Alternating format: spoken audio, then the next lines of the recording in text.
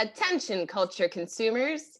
Join me, the Queen of Queries, Sarah O'Connor, and my band of nerdy knights. Colleen McMillan. Flo Siegel. And Anders Drew. On Bohemian Geek Studies, where we take extremely dorky dives into our favorite fandoms, especially that Star Wars galaxy far, far away. Listen each week as we examine the stories that mean so much to us. Bohemian Geek Studies is available wherever you get your podcasts and is proudly part of the Forgotten Entertainment family. Hello there, I'm Colleen. I'm Anders. And I'm Daniel. We're three nerds that met through our love of science fiction and fantasy storytelling. Of course, one of our favorites is George Lucas's signature achievement, Star Wars. And if there's one thing the internet definitely doesn't have enough of, it's nerds talking about Star Wars. So here we are with yet another Star Wars podcast, where each week we discuss one of the films in the current Star Wars canon. From the sands of Tatooine to the levels of Coruscant, we cover it all. Yet another Star Wars podcast is available wherever you get your podcast and is part of the Forgotten Entertainment family. Hi, I'm Shamar Griffith, codename Comic Shams. And I'm Andrew Tejada, codename Arate. I'm a blurred with a love for artwork and comics and animation.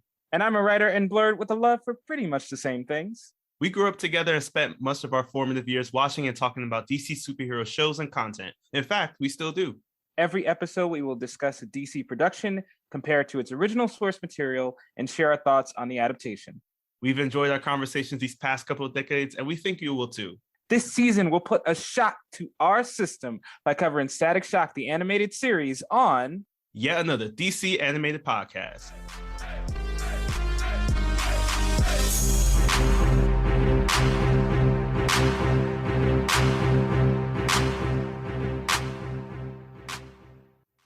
Welcome to yet another episode of yet another DC animated podcast. My name is Shamar Griffith, codename Comic Shams.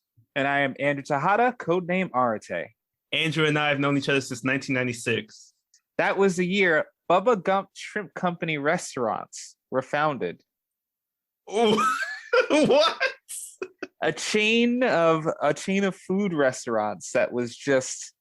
I've never stepped inside of one. I know friends who worked inside of them at like Times Square and stuff. But I bring up food restaurants because the first episode has a lot of food involved. It's all about restaurants. It really is. Oh, God. I knew exactly what the reference was, but dear, oh, my God. Yes, because our first episode, we're talking about 3 episodes today. We're talking about episodes 9, 10, and 11 of season 1 of Static. This includes the episodes of Winds of Change, Bent Out of Shape, and Junior in that order. And the first episodes where we're introduced to shrimp, hot dogs, burgers, just everything you could think of. All name it! Just in time for Thanksgiving, y'all. So today, as we mentioned, we're talking about episodes 9 through 11, where our main cast is back, and we got our special cast, including Bumper Robinson, who is back once again. You know, we saw him in an earlier episode, I think one of our first episodes here on the Static Shock series. He's returning to play Heavy C, aka Slipstream. You gotta do it like that just because I think of Heavy D. Oh, yes.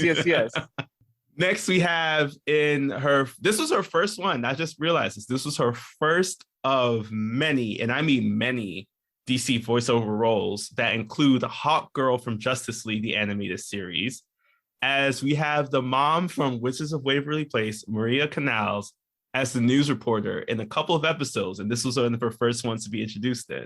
Oh, nice. Mm-hmm. Then we got Kadeem Hardison is back as the Rubber Band Man in one of our episodes. Kimberly Brooks, who has a long list of just like voiceover talents, just like she's still going. She's here as Puff in one of our episodes. And last but not least, Andrew, this might be your favorite one of all time. Matt Ballard is voicing Edwin Alva Jr. Matt Ballard. Wait a minute. Why am I losing the name? Who did Ballard do? Please enlighten us all. Because he voiced another character, your favorite character of this series so far, Carmen Dillo. Oh, yes! For a second, I thought you were going to say Tusk, and I would have just... I don't know. Who knows? We might have to look this up. He might have voiced Tusk and Carmen Dillo. I mean, I don't know if Tusk said much, but you know what? In our universe, he did. Yeah, he spoke volumes with his actions. So we open up, we're dropping right into our episode now, the first one being Winds of Change, as we are back at Burger Fool. This place makes more appearances than Big Belly Burger in the CWTDC universe, I swear. Now, right away with this episode, like, there's a bunch of kids eating the burgers, and they're like, "Ooh, it looks green." I'm like, what are the health code regulations at Burger Fool that your burger is green? I low-key thought it was like a slice of lettuce, and I was just like, I hear that, sir. You're like, why is there green on my burger? You felt heard. I get it.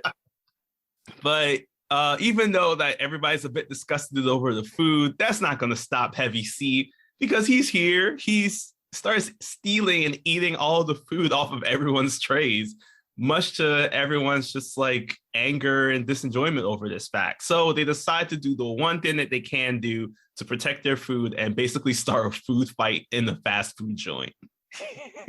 And I'm impressed because these three random bystanders have enough energy from the rotten food to stand up to Heavy C. And as this fight is commencing, some wind starts blowing, and Heavy C just goes, "Oh snap! I'm a bang baby." All right. It's just really random too, because it starts off like he's like losing this battle. Then he slips on some fallen soda. I didn't even see any ice for him to step on to slip off of. But as he discovers, as he has this power over wind, we immediately cut from that entire scene as we jump on over to the abandoned junkyard of Solitude, where Virgil's meeting up with Richie as we got a new weapon in the static arsenal, the Zap Cap. Yeah, these useful weapons allow you to store electricity for later, not unlike a stun gun, but with much more electricity, as we find out later on. And Static is just not impressed. He's like, "I make electricity. Why would I need these?" And Richard's like, just in case. And Static is just not having it. And you can sense there's some tension between the two developing.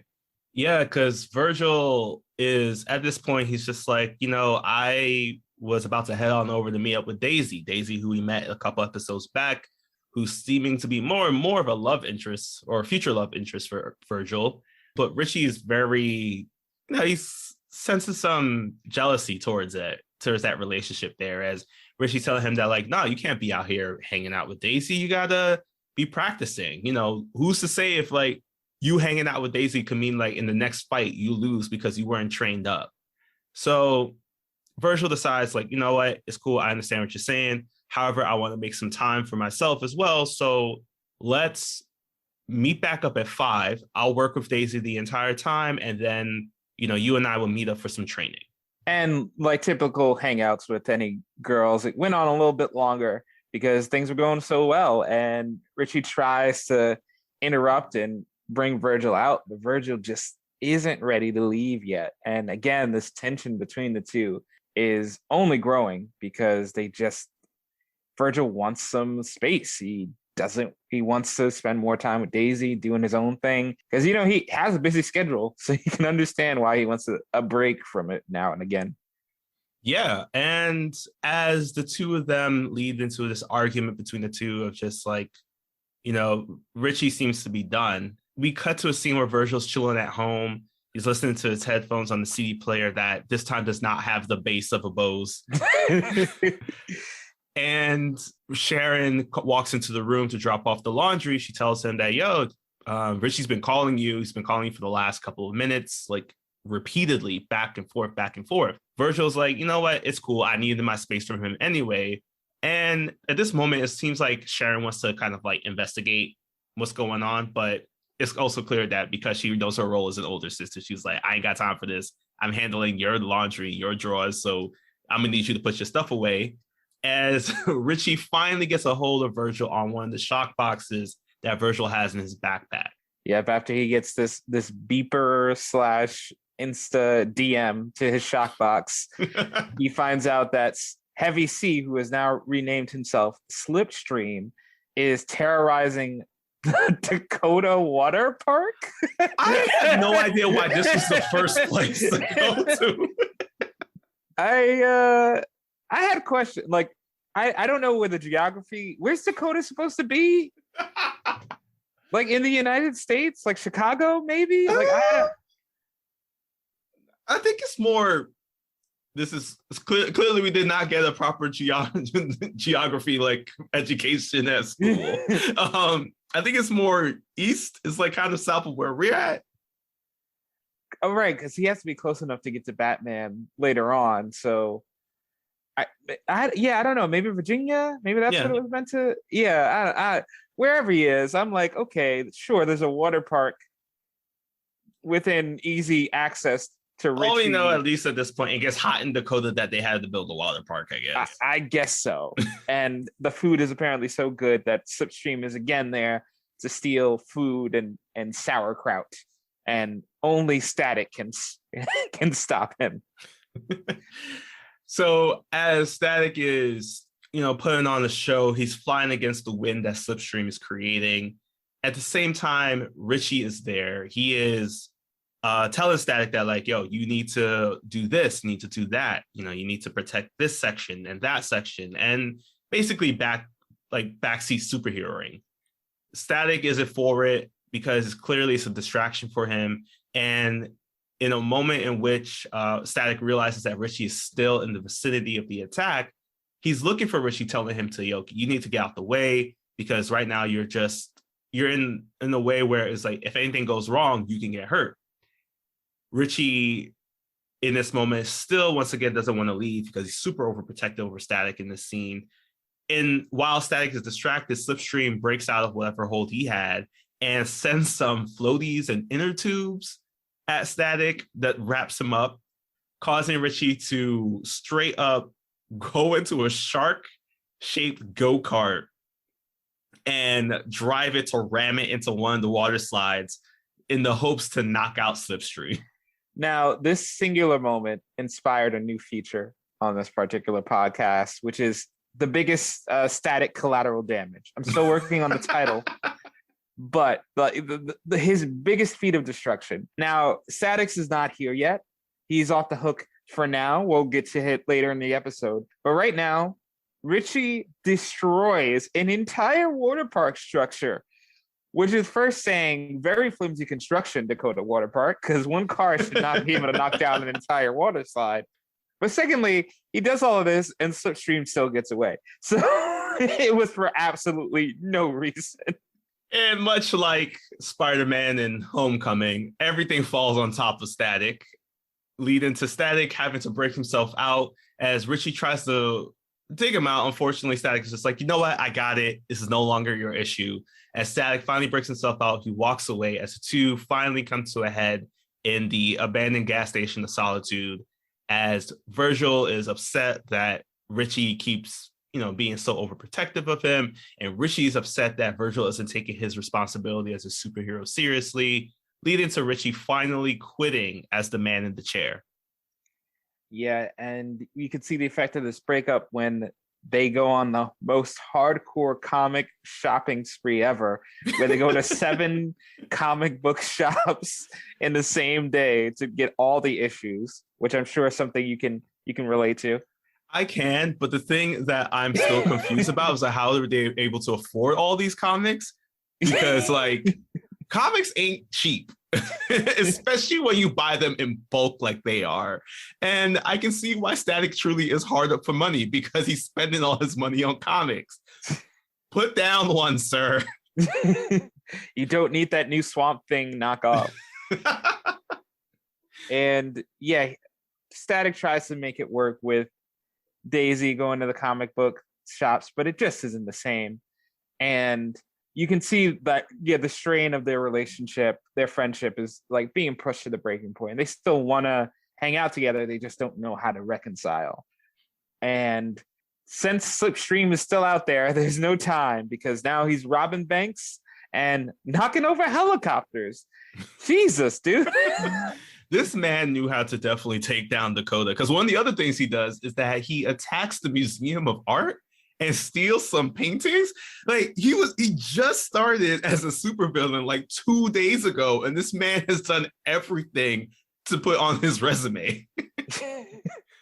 So after he knocks out the helicopter, this is where we meet our reporter Shelly Sandoval, who's going to be appearing in a couple more episodes of Static. She's reporting on the fact that his reign of terror is still continuing. Static is able to escape the comic book shop, and as Daisy's running out to see where Virgil is at, she runs into Richie, where the two of them are now looking on the fact that Static is trying to hold up this helicopter, which is just like increasing when you think about it. It's like when we first saw Static try to catch something midair, it was the limo. Now it's the helicopter. It's another thing later on in another episode. So he's leveling up right now. Yeah, his feats are getting pretty strong. You know, he might be able to take on some Black Lightning soon. You know, at this rate, might be stronger. Who knows? But he saves the helicopter and he decides enough is enough. I gotta take on Slipstream, and they go and fight in the park. But despite his best efforts, Static just can't get ahead of Slipstream. He gets into a bit of a trouble, and Slipstream shorts him out at an opportune moment. So now he's out of power, trying to run away from Slipstream in the park.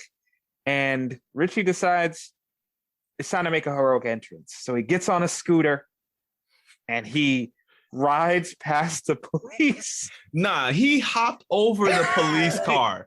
We need to check this boy and that scooter because that should be impossible. I owned the scooter when I was younger. I've never been able to jump over a pothole. This man jumped over a whole cop car, sirens and all.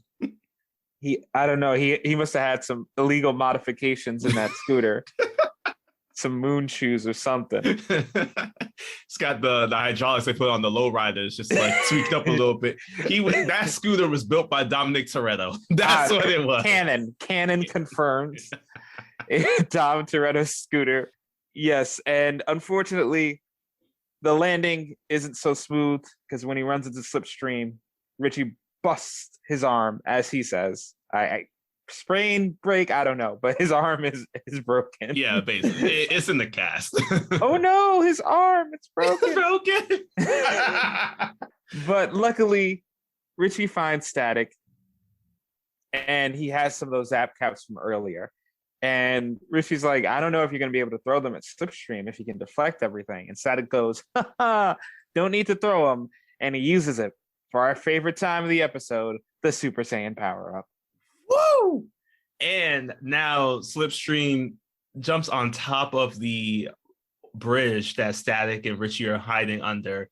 So as he's trying to create the wind to, as quote unquote, as he said, to bring them to Oz, Static is able to bend the roof of it, along with bringing forward the statue that was near them and a couple other things, leading to, I believe, the next stage of our Static collateral damage report. Yes, I think we're going to go with most shocking damage. Most shocking damage. I love it. Yes. And yes, he has this. Today, Virgil destroys probably a long-standing monument in this park, as well as an old statue, just for no reason. Well, he does catch Slipstream, so we'll give him credit. It did accomplish something, but the taxpayers are going to feel it the next election year. Oh yeah. So Static and Richie are back at school now. It's clear that they have made amends with each other. Daisy, who's been trying to parent trap them throughout the entire episode, sees that they're talking, is very happy about this as she realizes that, you know what, they definitely needed each other, because some of the comments that she made were things like, you know, they're walking around like they're a one-man funeral procession. So she's very happy about the fact that these two are back together as our episode here comes to an end.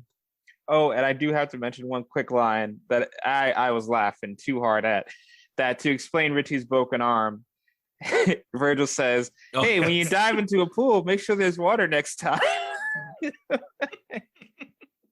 Your cover stories, guys. You got to get better at these. I mean, at least it's an upgrade from he had to go get his VCR fixed because it was flashing at 12 o'clock. Like they've grown. They got a little better. That's fair. Now that we finished that episode, we hop over to our next one called Bent Out of Shape, where Virgil, Daisy, Richie, and Sharon are all standing outside of a theater. They're trying to get tickets to a concert that's happening on the same day. Like, I'm trying to. They didn't pay in advance. They were just like, we'll just appear, and we'll be able to buy a ticket then. Same day, 2 minutes before. I guess, since the water park is no longer there, everyone just went to this concert by the new artist Stringer is the name. Mm-hmm. And they have no hope of getting to this concert until Sharon reveals, which I don't know why she didn't reveal this earlier, that she is dating Stringer and is able to get everybody VIP passes. Luckily, this is sorted out later, but immediately I was like, how old is Stringer? Because Sharon is 16 to 18, maybe? We don't know. Yeah, we don't. I don't think it's ever really said. I think she definitely is older than Virgil, and Virgil's like maybe 14 or 15 in the show. So I wouldn't be surprised if she's like 16 to 18. Yeah. But agreed. Stringer's looking a little grown there in this episode as they're all talking. So this is when Virgil and Richie, they're just ecstatic over the fact that they are able to head on to see a concert happening backstage. And as Sharon and Stringer are talking, it's clear that like Sharon wants more time with Stringer, but Stringer he also wants that, but he still seems to be keeping her at a distance, kind of. Like she's saying that she wants to be able to bond with him and connect with him, but she feels like there's something happening between them. So as Virgil and Richie, they find the food station and just like Shaggy and Scooby just go to town as they hear something between Stringer and his special effects kind of like pyrotechnic guy about a possible danger that can happen at this performance. Yes, and this Stringer guy is obsessed with fireworks. He wants to make the fireworks happen for some reason. Just he is absolutely obsessed. And the guy's like, yo, bro, I don't know about these fireworks, man. They seem unsafe. And it's like, instantly, as a theater person, I was like, this conversation would never happen. You would have tested the fireworks prior to the show. You wouldn't just throw fireworks into the show live. There's no way that's going to happen because they're like the venue is too small. It's like, absolutely, fire code would never let you. So suspending my disbelief for a second, he decides they're going to go through with the fireworks. And the concert he's a keyboardist. Yeah, it's I can see now why this was the same day pick up your tickets kind of concert, because it's just him playing on his synth keyboard. And then as soon as he looks over to his guy, the pyrotechnic dude sets off the fireworks, which immediately, as we probably would have expected, based off of, I don't know, years of just watching Final Destination, it immediately sets the stage on fire as everyone's trying to make their getaway. But unfortunately, the door is too small and, bottlenecking here at work, everybody's trying to get out, but it's not enough time for everybody to evacuate to avoid this fire. So Static jumps into action. Yes, and I'll give him credit for this one because he had no other choice, but he does blast open the concert venue wall. Yes. Which, again, there was not much choice here. So we're going to give him a pass and to get everybody out. And he immediately wastes no time. He chews out Stringer and says, what the hell were you thinking? You were way too upset with these fireworks, like obsessed with these. What happened? And then we realize a shocking fact. Stringer ain't Stringer. As soon as Sharon tries to leave for Stringer, Static pulls on his arm, and this leads to the, Stretch Armstrong scenario as his arm is pulling back in, revealing that Stringer is the one and only Rubber Band Man. But you all might have known this because if you remember from our episode a couple episodes back, you remember that in the comics, Rubber Band Man's real name was Stringer. So this was their way of paying homage to the original character despite the name change that happened in the beginning of this series. So it also makes sense. Stringer, stringy, rubber band. Oh my God. I'm so bad I didn't think about that. The two of them, Rubber Band Man and Static, are about to throw down because it's clear that Rubber Band Man has escaped from prison after he was put away after trying to take down the record executive from previous episodes. And as Rubber Band Man sees Sharon's disappointed face, all these cops coming through to take him in, he decides to escape and tell Static that, like, don't you worry, because you took away everything from me and revealed who I was, I'm going to do the same to you, leaving Static to be super worried about what's coming next. But we don't get to see that because the next scene, we jump over to a nice restaurant, which appropriately named La Poche. And we see in their back section, in the trash section, there are two bang babies who are scrounging around for food and like safety. Yeah, they are Puff and Onyx. Onyx is, he's, because last episode, unfortunately, we didn't have anybody too jacked in the last episode. They made up for it here by having Onyx be as jacked as possible. And he's big, he's purple, he's dangerous. And Puff, which I did not remember she had the superpower, but it's devastating. She can produce different gases from her mouth. One of which is acidic and can melt a brick wall instantly. And these two decide, upon hearing that there's a reward for Rubber Man's capture, they decide we're powerful as hell. And they're like, we don't want to be heroes because, there's no money in that. Mm-hmm. They don't want to go all villains. They decide right in the middle, and they decide to become bounty hunters and try to get Rubber Band Man for themselves. And this kicks off the inevitable conflict where they're going to have to fight Static, Rubber Band Man, all of them. Yep. And we circle back to the Hawkins residence where Robert is dealing with the phone calls from reporters. And there's also a bunch of them stationed outside their home. As Sharon's just sitting at the table, she's very depressed over the fact of this reveal of Rubber Band Man being Stringer. Virgil comes into the room and he's automatically just on the aggressive side of mocking Sharon over the fact that she didn't know that her boyfriend was a criminal. While Robert's trying to tell him, like, yo, you need to chill. She didn't know. You're really hurting your sister right now. So Sharon ends up running away crying and leaving Virgil basically just in the room, disappointed in his own actions. Because he's realizing that, maybe he did do wrong by trying to pick on his sister over the fact that she was dating Rubber Band Man, one of his first villains. Yeah, it's a nice little they don't go into it hardcore, this idea, but I do like the idea of,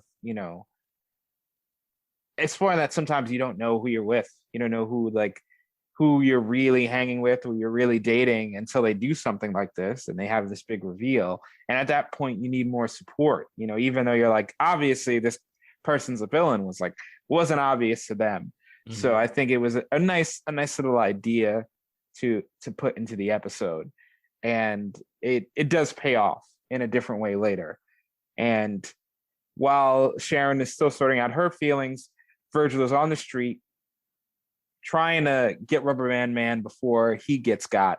And right as he's about to take off his mask in an alley, bro, go inside. Rubber Band Man is about to figure out who Virgil is. And then all of a sudden, Puff and Onyx show up and try to get their cash. Yeah, and it just turns into an all-out battle royale brawl between all of them. Rubber Band Man is able to take out Onyx for a little bit as Puff announces who they are. And this is when we get a chance to see the extent of Puff's full abilities almost, as Static is unfortunately in the trash can because that's the only place that he was able to hide, / he was also thrown in there by Rubber Band Man. He has to hide in there because in the moment as Rubber Band Man is able to take his mask, Static is now looking for something to conceal his face. So Rubber Band Man's able to escape, fortunately, but now this leaves Static to deal with the mess as he puts on a mask, kind of just basically he practiced proper face covering in the pandemic. Yes.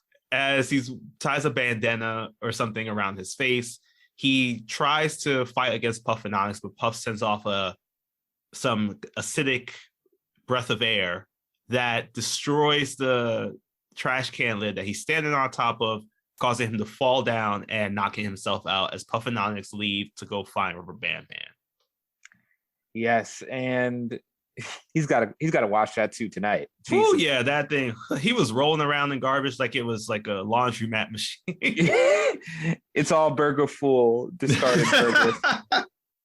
They're just green. And so while Virgil's trying to get himself out of that, we cut back to Sharon, and Sharon gets in contact with Rubber Band Man. He shows up, and she still, despite everything, wants to help him. She still sees the good in him. So she, of course, because Robert Hawkins runs a community center, he says, you know what? I know some contacts. Let me try to cut a deal with Rubber Band Man. He just has to turn himself in peacefully, and we can be good to go. And he starts communicating with the police, so the police know, pick him up from the house and everything. And somehow Onyx and Puff have secured a police telecommunications van and overhear about this deal, and they decide they're going to take advantage of this fact and start making preparations to ambush Rubber Band Man. Now, this kind of was like an unintentionally funny moment for me, because as Sharon is calling her dad, he's just pissed. He's like, Rubber Band Man is where? Like, so once he makes that deal, I just loved it, because it was just like, he's obviously pissed right now, but he was just like, all right, fine. I guess we'll try to help him.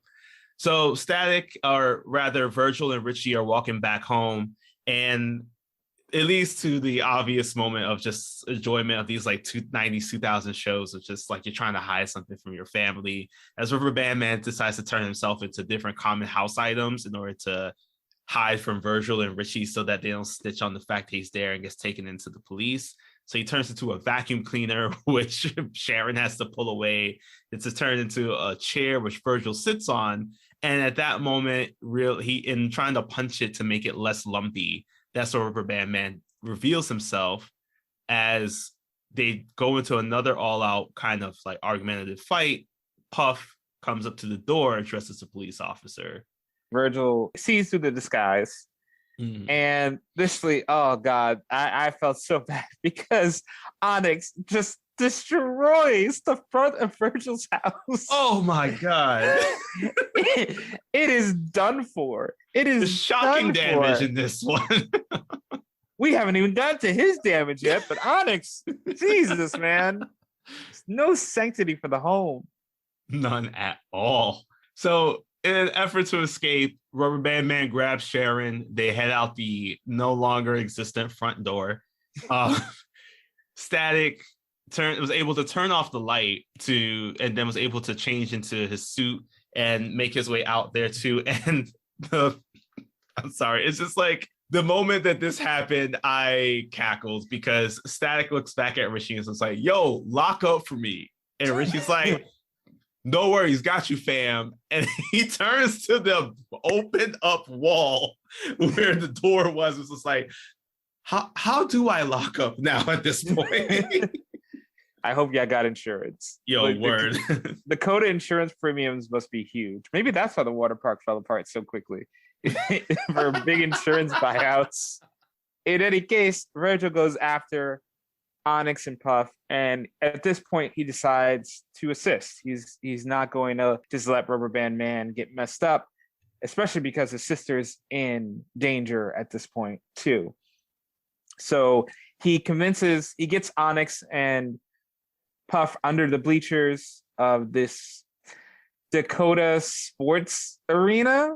For the life of me, I've been trying to figure that out because I was like, is this the school's like setup? Like, as I remember, it kind of looked like it, but at the same time, it looked like the beginning stages of the stadium where Cyborg was playing in. Right. the Olympic size football stadium. It's like, I have no idea what's happening in Dakota, but they got funds. The money's coming from somewhere, and I demand to follow the money. But once he traps them under the bleachers, he does the classic, make the enemy destroy what you're trapped under, and eventually he has gotten most of the bleachers destroyed so that he collapsed right on top of Puff and Onyx and give us our most shocking damage of the episode, because those bleachers are going to take a while to rebuild, and I bet there was a home game tomorrow. Could you imagine you come to the home game? Word. It was like, where are the fans going to be? Standing room only. Rubber Band Man decides to finally wake up. He crawls himself out of the fallen bleachers just in time to see this upcoming home game, if there ever will be one. And he's ready to fight against Static one more time. The two of them are looking each other in the eyes and they're ready to throw hands. And at that moment, Sharon comes up and it's just like, no, stop it. Because earlier in the episode, Sharon, once again, wanted to get Rubber Band Man and Stringer to calm down a bit. Like, she's telling him that like he has an opportunity to really change his life and turn his life around. And one of the things that he needs to do is squash this beef that he has with Static. So he does so for her sake. And he looks at Static and says like, all right, I guess we gotta unbury them out from this whole thing. And that leads into Static and Rubber Band Man finally making amends as we end up in our last scene where Robert Hawkins is walking out of the police station. He, I guess, served as attorney or the guardian for Rubber Band Man because he was able to work with the police officer to get a deal for him to continue his sentence at the jail, but much safer. And he'll be out in a couple of months.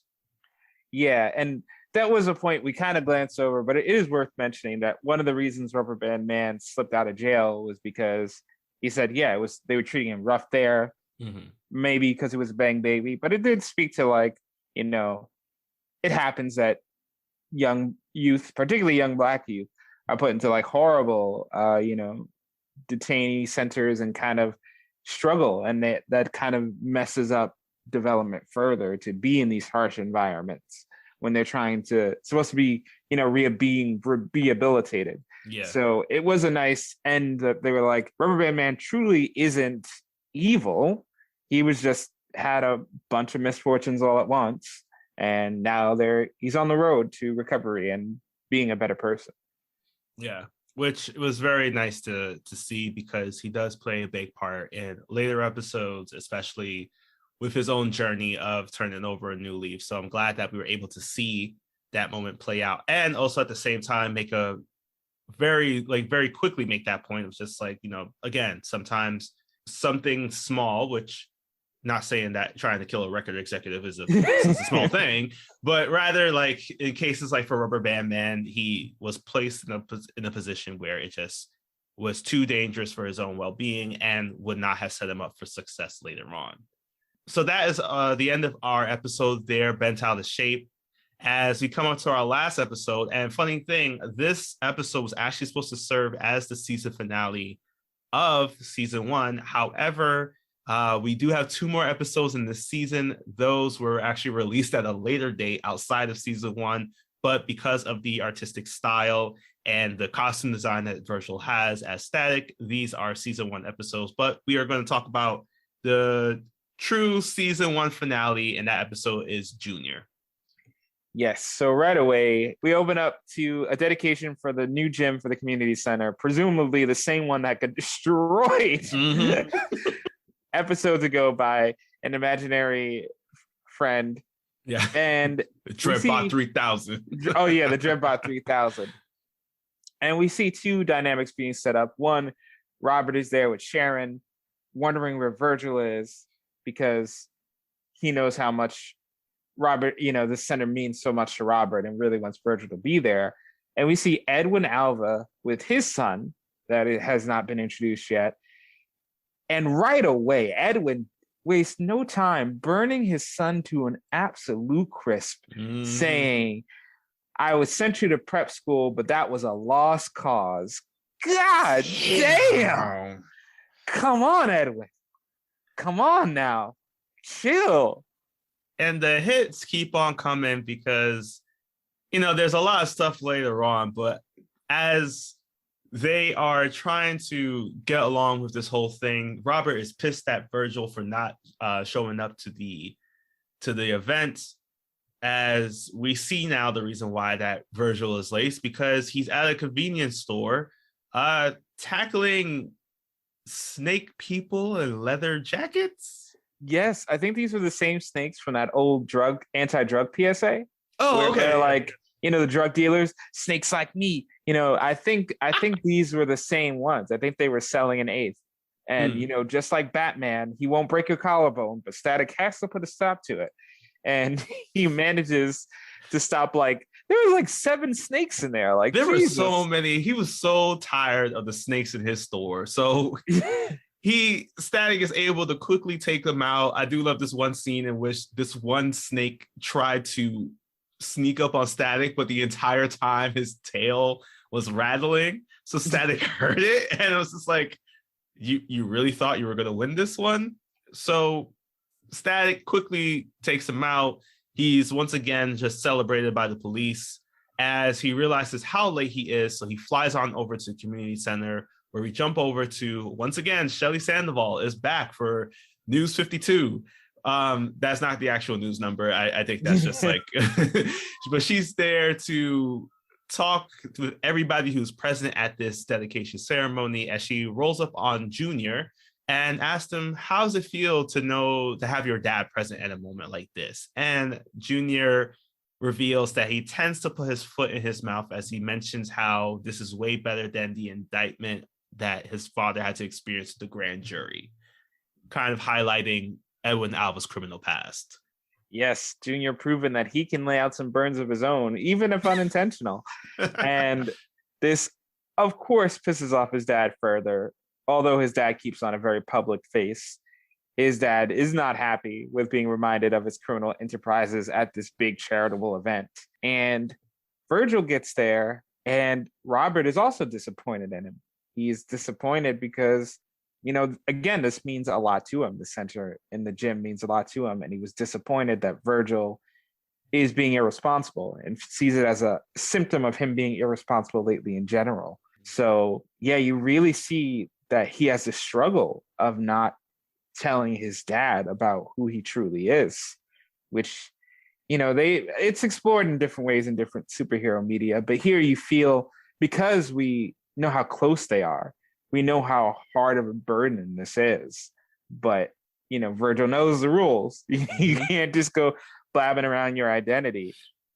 So while he's struggling with that, again, Edwin Alva throwing more burns at his son, because this one I needed to sit back and I needed my comfort blanket on this one, because this one, Jesus.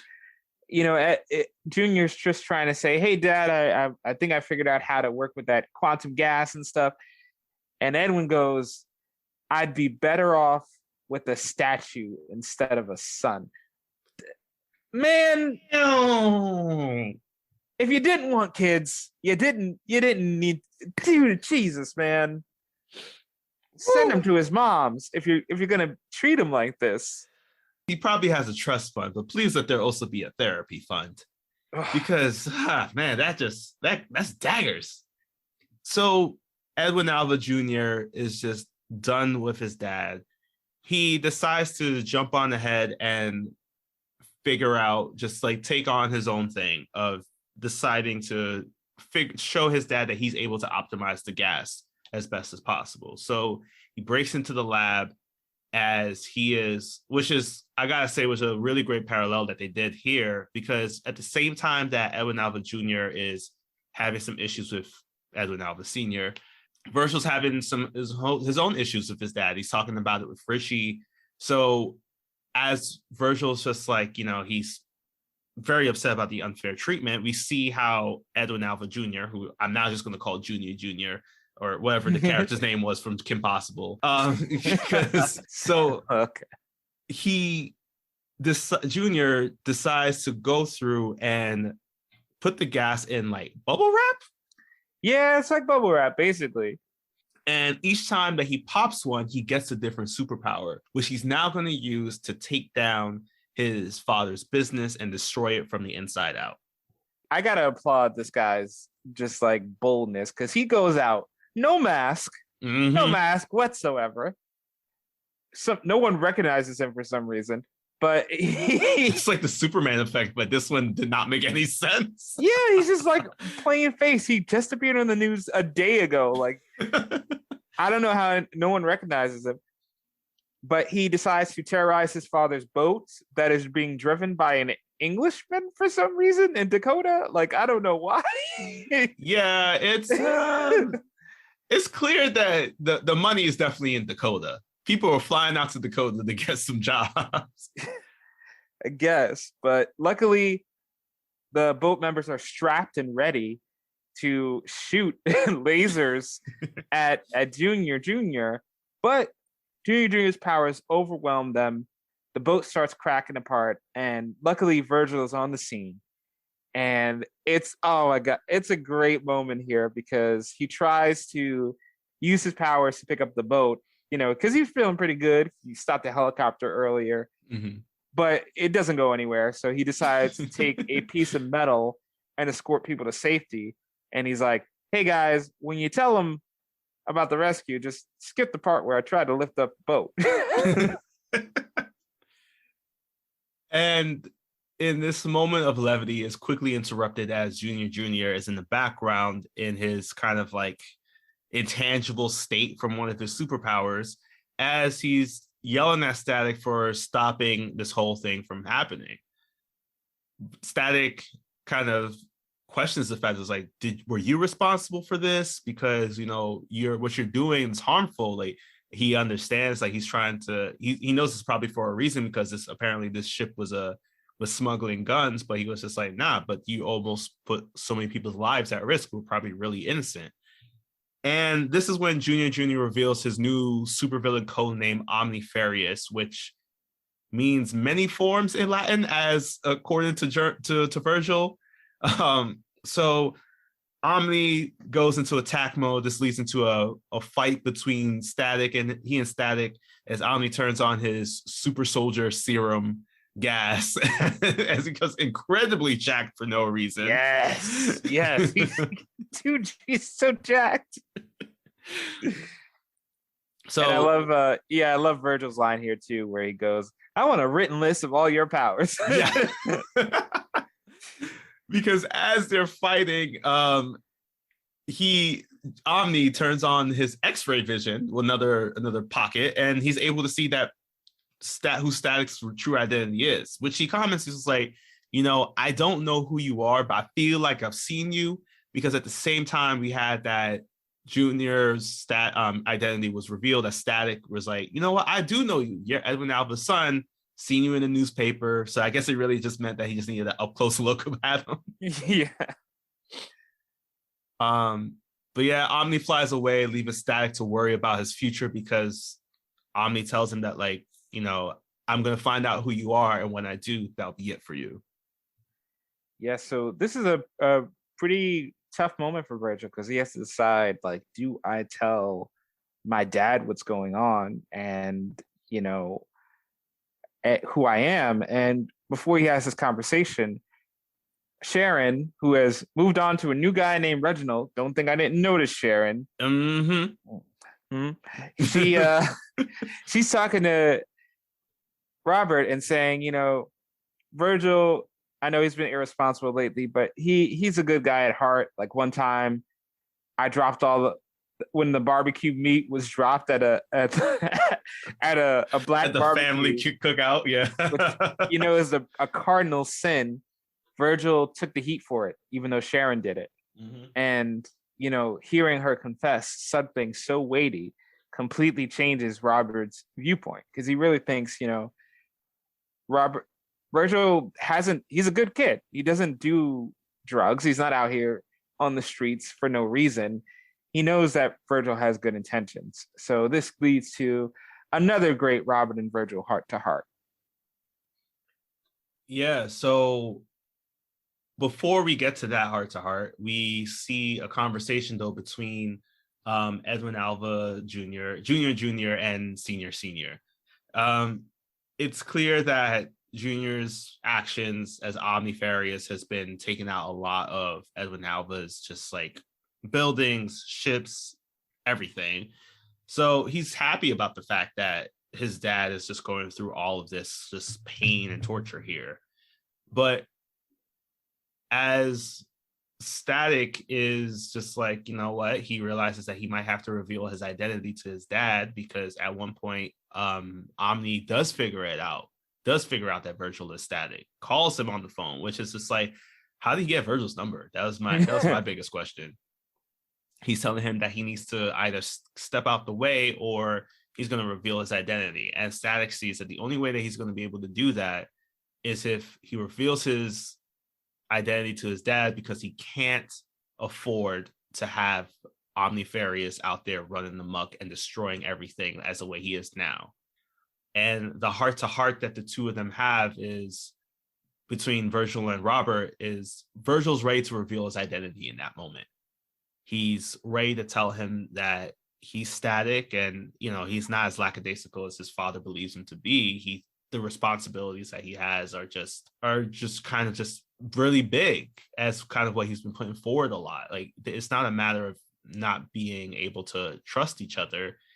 It's just that he's just trying to protect them at the same time. Yeah, and right before Robert can hear the truth, he says, you don't need to tell me anything. I trust you, and I completely have full faith in what you're doing. So, and Virgil, he's really encouraged by this, and he really loves his father for doing this, and you can feel that in this moment. And even in the moment, interesting choice that he still wanted to tell him. He still wanted to tell him anyway. But things are going down across town, so Virgil's got to get to it. He's got to get to work. And Virgil, having as a turn of fair play, he did reveal to Edwin Alva that his son is Omnifarious. So Alva decides, I gotta shut Omnifarious down. I gotta make sure that my son isn't running amok. So Alva gets his Decepticons crew together and orders his Decepticons to capture. Emphasis on he orders them to capture his son. Clearly Edwin Alva is not great as communication skills, or they just don't do a great job of listening, because the people in his employ decide they are going to take out Junior once and for all. Maybe they had some friends on that ship or some of the other places that Omnifarious had blown up. So Static is making his way over. He's flying over as Omnifarious has donned this more kind of like Disney's gargoyles-esque kind of look.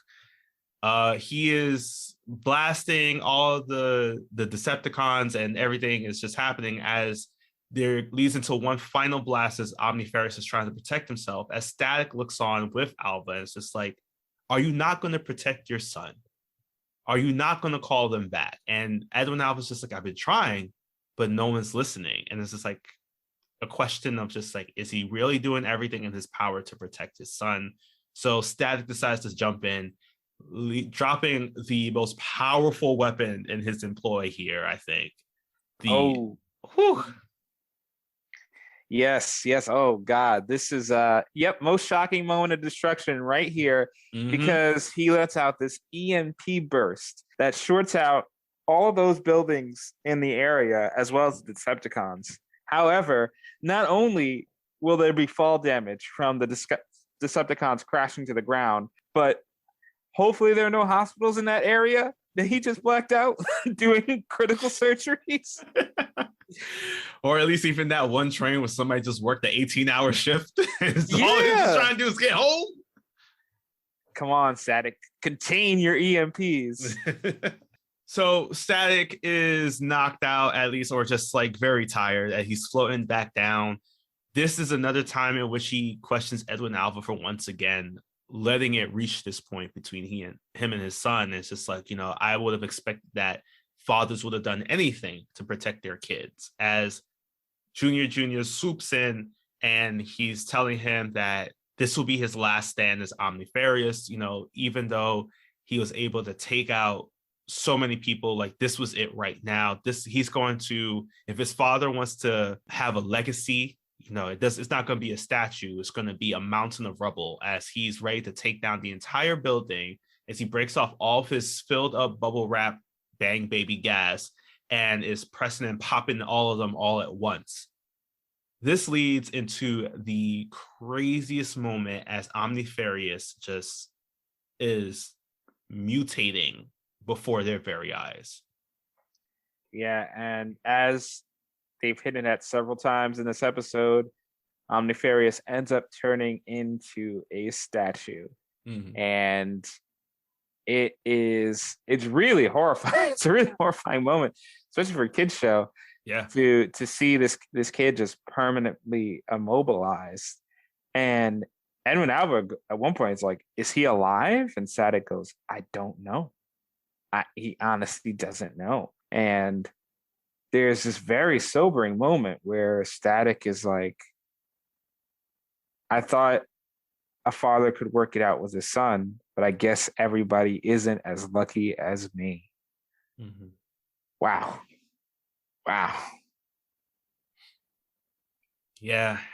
And that is how our episode ends. We're not sure about the state of Edwin Alva's son here. There's a glimmer in his eyes where, that we could assume that he's still alive, but our episode ends here, and that technically counts as our season finale for season 1. And I gotta say, that was a great way to end it on. But that also ends our 3 episodes that we're discussing today. So that means it's time for the lightning round. Yeah. This is hard because they're all good episodes. So when we say in order of preference, these are just personal opinions, but just these 3. Of these 3, I say Winds of Change. I think it would be it's the lowest for me in this rank. It would have been a little higher if I think we would have found more meat in Richie and Virgil's argument. I feel like they could have given us a little bit more there. But besides that, I love Heavy Sea and the water park distraction. 2 for me is Junior. I do love the messages of Junior, and I think it is a strong episode.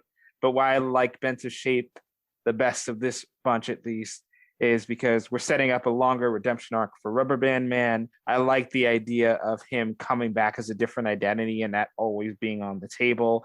Mm-hmm. And I just love the fact that he got an agent in 3 months, invented a musical career, and was putting on full concerts in Dakota. Like, Rubber Band Man is very impressive, and I think we need to give this man props for his keyboard playing skills. What about you? I think if I would go to rank them, I agree. Winds of Change could have done a little bit more. I think we spent so much time with like Daisy running point in between the 2 of them. I think we could have I would love to see more kind of expression and interaction from her there. Like it just felt like we had just opened the door for her in between trying to put them back together. And it just kind of felt like I wanted to see a little bit more into that. And their issue kind of was solved as soon as both of them were like hurt. Like I kind of wish that there was more time for them to understand where the other was coming from. I felt like that scene was a little bit rushed. But agreed, I do love Slipstream or Heavy Sea and his like Fat Albert kind of like styling. And I just loved it all. I think, this was a tough one. I think I love the messages in Junior, but I would definitely have to give that my favorite more episode will have to be Bent Out of Shape also, because with Junior, it felt like because we were setting up Edwin Alva for this season to seem more like the big bad, it didn't really seem like we had an end goal there for him. All of it fell upon his son. Like, I feel like if we had a different interaction, if maybe like Edwin Alva was responsible more directly for his son becoming Omnifarious, not it being that like Omnifarious just decided to take on this name and this role and these superpowers to tear apart his father's buildup. It felt like we put Edwin Alva a lot to the side for the sake of his son. Mm-hmm. And I agree that redemption arc that Rubber Band Man is being set up for is going to be a really great payoff. I feel like it's a really great way that they did it. There was a lot of fun in those moments that also introduced Puff and Onyx to the canon.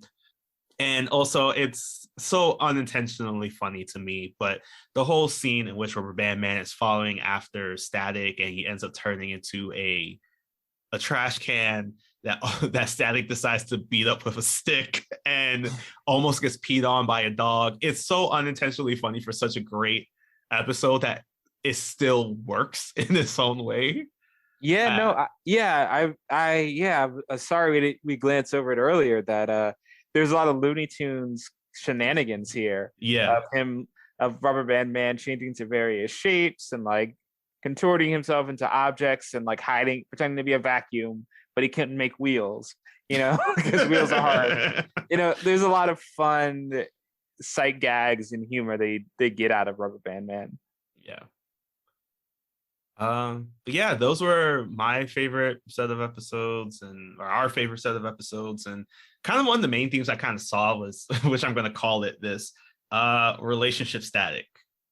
Like each episode showed a point in which Static dealt with the fact that someone who was close to him, he either harmed them in some way emotionally, or it just received some kind of rough patch. Like Winds of Change saw a divide or some friction between him and Richie. Next episode, we see it between him and the Rubber Band Man, more about with Virgil and Sharon. And then finally, it's like Virgil and his father paralleled with Junior and Senior. So I kind of like the fact that these episodes kind of like dived into showing that relationship side that Static and Virgil have with the people they're now connected with based off of this whole incident that's happened in his life.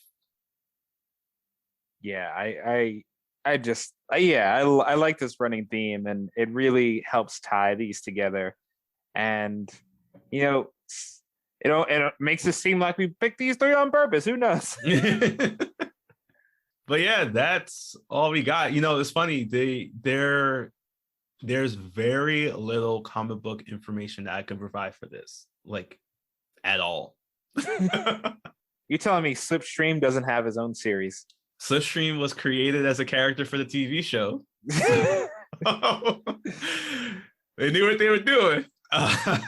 I think really the only person that does have like a connection to the comics would probably end up being Rubber Band Man. As we know, as we talked about, he used his comic book identity name was Stringer, so that's the comic book reference of the day. And Edwin Alva Jr. does make a comic appearance, but mostly again, Edwin Alva Sr. is a villain of Hardware, the other DC Milestone superhero.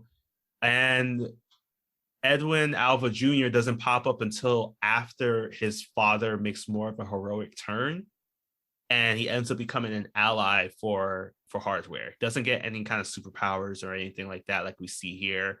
So I think it was kind of cool to see this kind of play out in this way, because it does give an opportunity to add some characteristics and depth to Edwin Alva Jr. to show that, like, yeah, he's incredibly smart.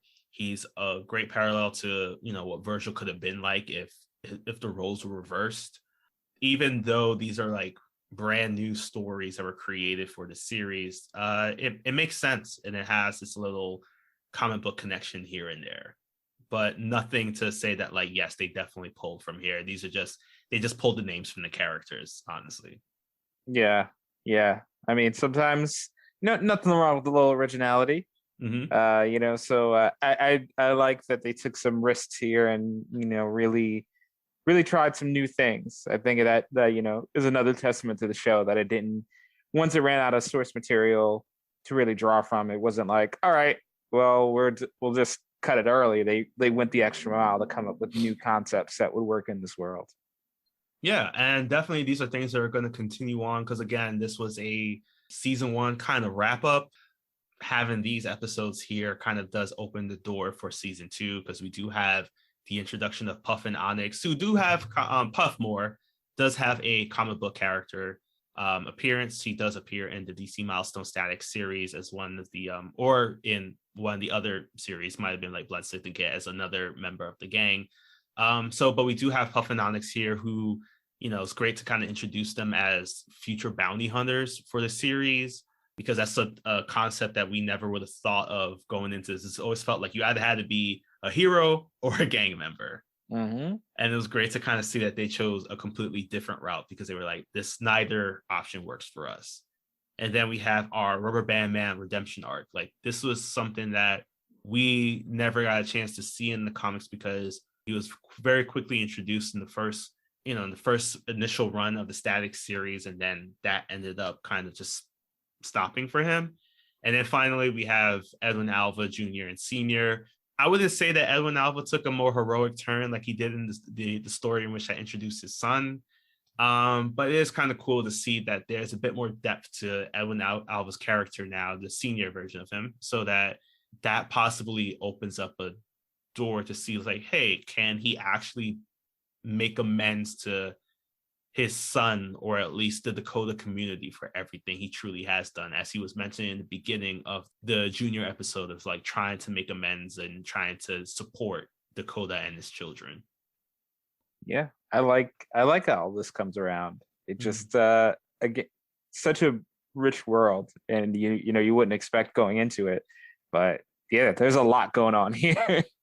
Well, yeah, I can't wait to see what comes up next. So I'm very much looking forward to that, and including what's coming up next for us. We have episodes 12 and 13 that will wrap up our season 1 of the Static Shock series. As we mentioned before, we're going to do some special things as well. We're going to have, in between these season breaks, we're going to include some more bonus episodes for you all. So very much take a look at our social media to hear about what's coming up next. And until then, take care of yourselves, and remember to talk things through if you're ever experiencing any relationship static. Yes, and if you're going to do fireworks at your keyboard concert, please test them beforehand. Fire safety is important. Only you can prevent stage fires. Exactly.